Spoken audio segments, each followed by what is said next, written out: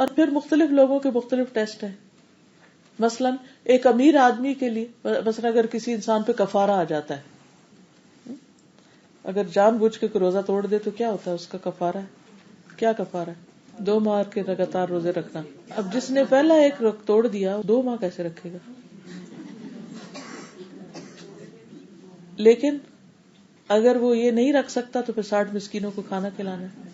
تب جو شخص امیر ہوگا اس کے لیے مسکینوں کو کھانا کھلانا آسان ہو جائے گا. جو غریب ہے اس کو پہلے بھوکا رہنے کی عادت ہے، اس کے لیے روزہ آسان ہو جائے گا. تو اس میں آپ دیکھیے کہ بعض اوقات ایک شخص کے لیے ایک چیز آسان ہوتی ہے، دوسرے کے لیے دوسری چیز آسان ہوتی ہے. لیکن کوئی بھی بندہ امتحان سے بچا ہوا نہیں ہے، کیونکہ ہر طرح کے ٹیسٹ ہے. کسی کے لیے ایک، کسی کے لیے دوسرا، کسی کے لیے تیسرا. کیونکہ جنت میں جانا آسان نہیں. ان ارکان کی اہمیت کچھ اور احادیث سے بھی پتہ چلتی ہے. حضرت عائشہ رضی اللہ تعالی عنہا کہتی ہیں کہ رسول اللہ صلی اللہ علیہ وسلم نے فرمایا 3 چیزیں ایسی ہیں جن پر میں قسم کھا سکتا ہوں. 3 چیزیں ایسی ہیں جن پر میں قسم کھا سکتا ہوں. ان میں سے ایک یہ کہ اللہ تعالیٰ جس شخص کو جس کا اسلام میں کوئی حصہ ہو اس کی طرح نہیں کرے گا جس کا کوئی حصہ نہ ہو.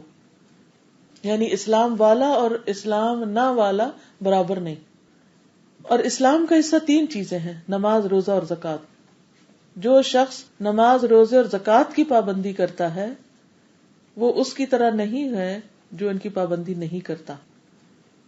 اچھا یہ بھی آپ نے دیکھا ہوگا کہ کچھ لوگ روزے پورے رکھتے ہیں، نماز پھر بھی نہیں پڑھتے. ایسی بھی مثالیں ملتی ہیں نا. اور کچھ لوگ نماز روزہ کر لیتے، زکوٰۃ بالکل نہیں دیتے. کچھ لوگ صرف زکوٰۃ دے دیتے ہیں، باقی نہیں کرتے. تو یہ تینوں چیزیں ضروری ہیں. اور جو یہ کرتے ہیں ان میں اور جو نہیں کرتے ان میں فرق ہے، ایک جیسے نہیں ہے. ایک اور حدیث ہے، پچھلی حدیث مسند احمد کی ہے، صحیح الترغیب والترہیب کی حدیث ہے. رسول اللہ صلی اللہ علیہ وسلم نے فرمایا 5 باتیں ہیں جو ان کو ایمان کے ساتھ بجا لایا جنت میں داخل ہوگا. جس نے 5 نمازوں کی حفاظت کی، ان کے وضو، رکوع اور سجود اور اوقات کے ساتھ، رمضان کے روزے رکھے اور بیت اللہ کا حج کیا اگر زیادہ راہ کی طاقت رکھتا ہو، اور خوش دلی کے ساتھ زکوٰۃ دی، ایسے شخص کے لیے کیا ہے، کیا بشارت ہے، کیا خوشخبری کہ جنت میں داخل ہوگا. یعنی وہ ایک واقعی نیک انسان ہے. پھر یہ کہ ان ارکان میں کمی نہ کرنے والے کے لیے کامیابی کی بشارت ہے. نجد والوں میں سے ایک شخص پریشان حال رسول اللہ صلی اللہ علیہ وسلم کی خدمت میں حاضر ہوا. بال بکھرے ہوئے تھے. تو صحابہ کہتے ہیں کہ ہم اس کی آواز کی بنبناہٹ سنتے تھے اور ہم سمجھ نہیں پا رہے تھے کہ وہ کیا کہہ رہا ہے، کیا سوال کر رہا ہے، کیونکہ صحابہ بہت کین ہوتے تھے کہ باہر سے کوئی آ کر سوال کرے اور ہم اس کے ذریعے سیکھیں کہ نبی صلی اللہ علیہ وسلم کیا جواب دے رہے ہیں. لیکن اس کی کوئی بات نہیں سمجھ آ رہی تھی، آواز اس کی کچھ واضح نہیں تھی. لیکن رسول اللہ صلی اللہ علیہ وسلم کا جواب سمجھ میں آیا. آپ نے فرمایا اسلام دن رات میں 5 نمازیں پڑھنا ہے. اس نے کہا بس اس کے سوا تو کوئی نماز مجھ پہ نہیں. آپ نے فرمایا نہیں مگر یہ کہ تو نفل پڑھے. تو اس سے یہ پتہ چلتا ہے کہ اقام الصلاۃ میں ہر طرح کی نماز آ جاتی ہے. 5 فرض نمازیں بھی اور نوافل بھی، سب کو صلاۃ ہی کہیں گے، حتیٰ کہ جنازے کی نماز کو بھی نماز ہی کہیں گے. ٹھیک ہے. لیکن یہاں جس کی طرف اشارہ ہے وہ دن رات کی 5 فرض نمازیں ہیں. اس نے کہا بس اس کے سوا تو نہیں، تو آپ نے نفل کی بات کی. پھر رسول اللہ صلی اللہ علیہ وسلم نے فرمایا رمضان کے روزے رکھنا. اس نے کہا کوئی اور روزہ تو نہیں مجھ پر فرض. یہ ویسے تھا تو کوئی بدو، لیکن اس نے سوال بڑے اچھے کیے کہ بس یہی فرض ہے نا، واضح کر دی بات، ورنہ ہم شک میں رہ جاتے. تو آپ نے فرمایا نہیں مگر یہ کہ تو نفل روزے رکھے. تو اور بات ہے. پھر رسول اللہ صلی اللہ علیہ وسلم نے اسے زکوٰۃ کا ذکر کیا. وہ کہنے لگا بس کوئی اور صدقہ تو مجھ پہ واجب نہیں. آپ نے فرمایا نہیں مگر یہ کہ تو نفل صدقہ کرے. وہ شخص پیٹھ موڑ کر چلا گیا اور یوں کہتا جاتا تھا کہ اللہ کی قسم میں نہ اس سے بڑھاؤں گا نہ گھٹاؤں گا. آپ نے فرمایا اگر یہ سچا ہے تو کامیاب ہے. اچھا ان ساری عبادات میں آپ دیکھیں، فرض نماز، نفل نماز، فرض روزے، نفل روزے، فرض زکات اور صدقات، فرض حج اور عمرہ. کیونکہ جب انسان کو واقعی کسی کام کی محبت ہو جاتی ہے تو وہ دل چاہتا بار بار کرے. کچھ لوگ ایسے ہوتے ہیں کہ جو صرف فرض پڑھنے پہ اکتفا نہیں کرتے، وہ پوری نماز پڑھتے ہیں، وہ نفل بھی پڑھتے ہیں، ہر نماز کے ساتھ بھی پڑھتے ہیں، الگ بھی پڑھتے ہیں. ان کا دل چاہتا ہے وہ نفل پڑھے، وہ محبت اور شوق کے ساتھ پڑھتے ہیں.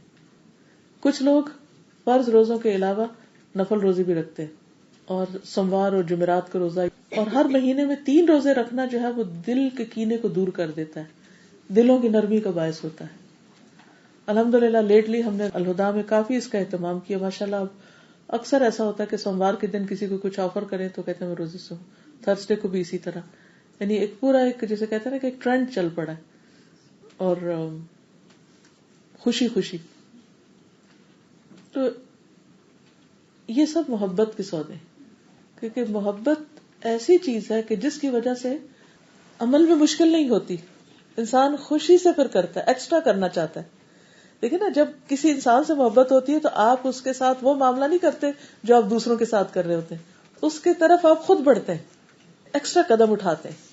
پھر اسی طرح یہ ہے کہ ایک اور شخص نبی صلی اللہ علیہ وسلم کی خدمت میں حاضر ہوا، وہ بنو قزاع کا تھا، اور عرض کیا میں گواہی دیتا ہوں کہ اللہ کے سوا کوئی معبود نہیں اور آپ اللہ کے رسول ہیں.